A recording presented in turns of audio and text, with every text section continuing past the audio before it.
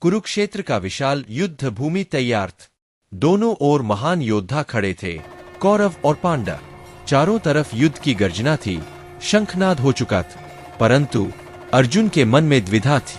उनके सामने उनके ही अपने गुरु, भाई और बंधु खड़े थे। अर्जुन ने कृष्ण से कहा, मधुसूदन, यह कैसी विडंबना है। जिनसे मैंने शस्त्र चलाना सीखा, जिनका स्नेह पाया, आज उन्हीं के विरुद्ध तीर उठाऊं। क्या मैं अपने स्वजनों के रक्त से इस धरती को लाल कर दूं? कृष्ण मुस्कुराए। उनका मुख शांत था, लेकिन उनकी दृष्टि में गहरी गंभीरता थी। वे बोले, पार्थ, यह युद्ध धर्म के लिए है, अधर्म के विनाश के लिए है। यह मोह तुझे तेरे कर्तव्य से विचलित कर रहा है। अर्जुन व्यथित थे। उन्होंने धनुष नीचे रख दिया। कृष्ण, यदि यह युद्ध मुझे हीनता में डालता है, यदि इससे मेरा अंतःकरण दुखी होता है, तो क्या यह धर्म है? तब कृष्ण ने गीता का उपदेश दिए।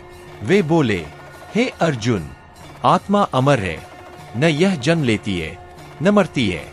यह शरीर मात्र एक वस्त्र की भांति है, जो समयानुसार बदलता है।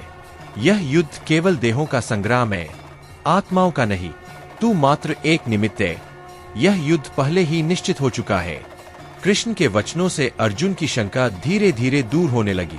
उन्होंने आगे पूछा, हे माधव, यदि आत्मा अमर है, तो फिर कर्म का क्या प्रयोजन? कृष्ण बोले, कर्म ही जीवन का आधार है, किंतु फल की इच्छा से मुक्त होकर कर्म करना ही सच्चा योग है। जो अपने कर्म को ईश्वर अर्पित करता है, वही मुक्त होता है। तू युद्ध कर, परंतु अहंकार से मुक्त होकर। यह तेरा धर्म है, तेरा कर्तव्य है। कृष्ण के दिव्य ज्ञान से अर्जुन की मोहग्रस्त बुद्धि निर्मल हो गई। वे पुनः अपने सारथी की ओर देख बोले, हे केशव, आपने मेरी शंका का निवारण कर दिया।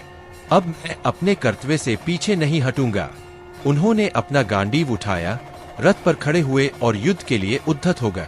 कृष्ण मुस्कुराए। उनकी दृष्टि में संतोष था। धर्म का यज्ञ प्रारंभ हो चुका था और इस प्रकार महाभारत का सबसे महान युद्ध प्रारंभ हुआ, जो केवल अस्त्र शस्त्र का संग्राम नहीं था, बल्कि धर्म और अधर्म, सत्य और असत्य, मोह और ज्ञान के बीच का संघर्ष था।